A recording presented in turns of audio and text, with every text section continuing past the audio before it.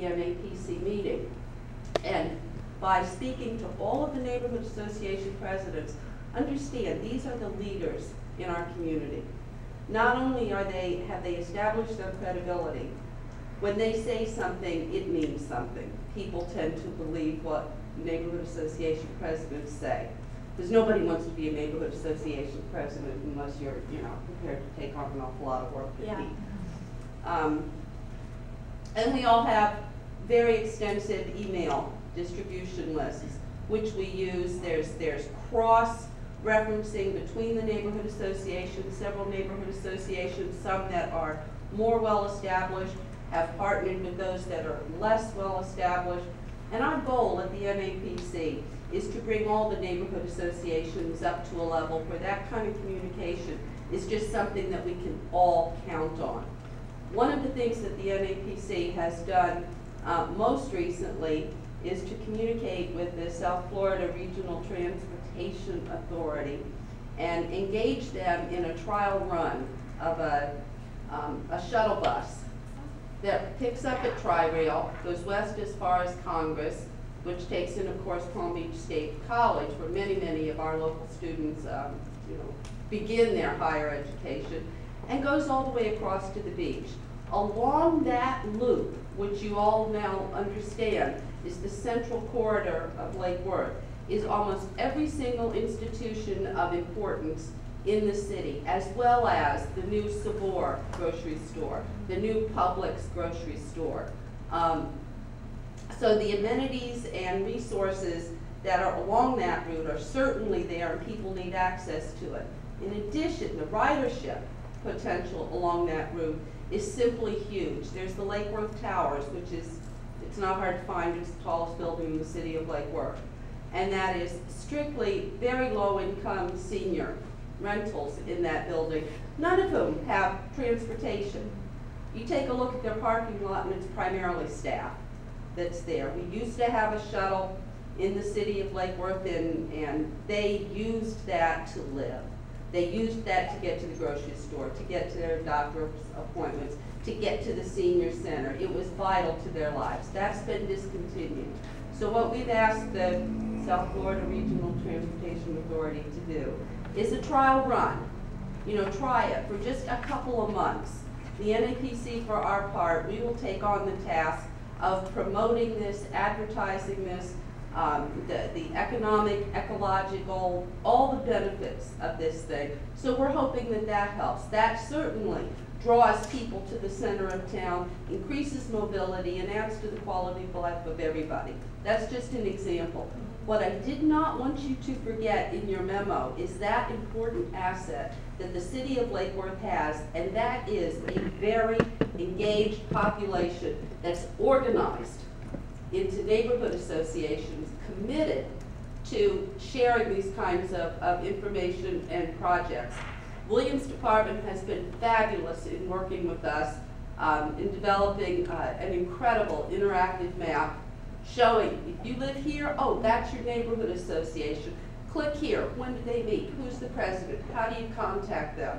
We worked for years to get the city commission to allow the neighborhood associations in rotation to give a short 10-minute presentation to the commission and to the public at large, what they're doing, what they need, what their successes are. This has been a big thing in bringing neighborhoods together. So I just don't want you to forget about the people and the neighbors of Lake Worth, because we are really what makes it happen. Yeah, well, I'm going to take you back a long time, because I was here before Mary was. I lived through Model Cities in Portland, Maine. And Model Cities was a big bunch of money came into the city. And we set up neighborhoods. And we set up what we called Portland West Neighborhood Advisory Committee. Yeah. And we actually made recommendations to the city commission on every penny through different task forces that were spent in Portland, Maine.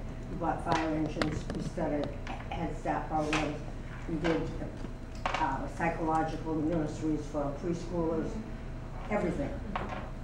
That's what I wanted the neighborhood associations in Lake Worth to become, where you'd organize them, you'd have them organized, and then people that needed something in their in their own little district over here could go and say, we really need this sidewalk fixed where the kids are going to school.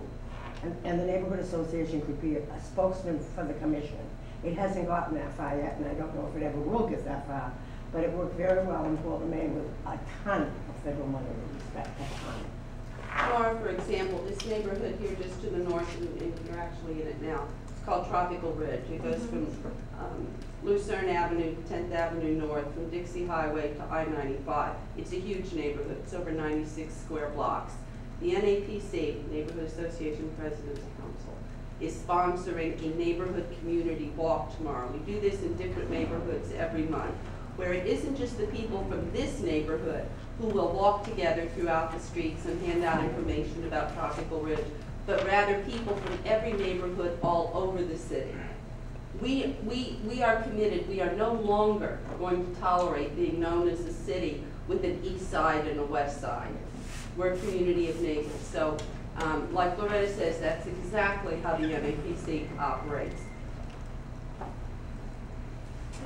I missed the first part of your presentation here this afternoon, but I would encourage you to not forget about our historic resources that we have in downtown, and that we do have a National Historic District. And we have 3 National Historic Districts within the city and 3 sites within the city that are on the National Register individually. And one thing that has always been on our to-do list or our wish list would be to have some kind of recreational brown signage on I-95 saying this exit to the Lake Worth Historic District, and sort of a wayfinding from I-95 and a better linkage, because part of the reason our downtown is preserved the way it is that we don't have a direct access to 95 from Lake Worth Road, and you have to go 10th and 6th, but it's a little bit of a maze to find our downtown that way, which is probably why it is the way it is right now. But still, to have that signage would be important. It would also be important to be led to some kind of tool that we could use to redevelop or reuse or adaptively reuse our Gulf Street Hotel, which is right at the base of Bryant Park, which could be part of that linkage between the beach and the downtown, and also be a home to pump in new dollars from out of town into our downtown economy. And jobs. And jobs, 200 jobs. And they're not engineering jobs, right, but there's an awful lot of people in the city that couldn't do engineering jobs. And they're looking for good jobs. There are some structural things, not with the building, but economic structural things, financial reasons why that building is not open now, and it hasn't been since 2005. And it kind of has a checkered economic past, even going back from right after it was built. So it's an unused asset. Yeah. It was in foreclosure in the 30s. That far back? This is the second time? But it's not quite. Probably the 4th time. Third or 4th. I want to ask you a question. Portland, Maine was the largest city in the state of Maine. It wasn't the capital. But we had an awful lot of people from state departments come to Portland, Maine and help us. They really assisted us in doing transportation and doing infrastructure and doing a lot of things that we actually brought state money in as well as model cities money in. And we never get any state people here. They never come to Lake Worth. And I don't know why they don't come to Lake Worth, because we are, without a doubt, the most depressed oceanfront, intracoastal front, South Florida, well, South Florida, probably the whole coast. We probably are the most economically depressed on the whole coast. And I would think that they would get a little wondering what's going on in Lake Worth. Why don't we get down there and try to help them? Can I ask you a question, Loretta? Have you guys worked with your Congress people? Yeah, we do.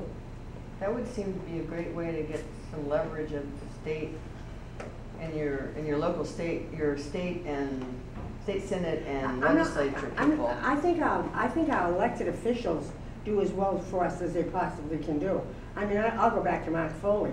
he brought things to Lake Worth. But I'm talking about the actual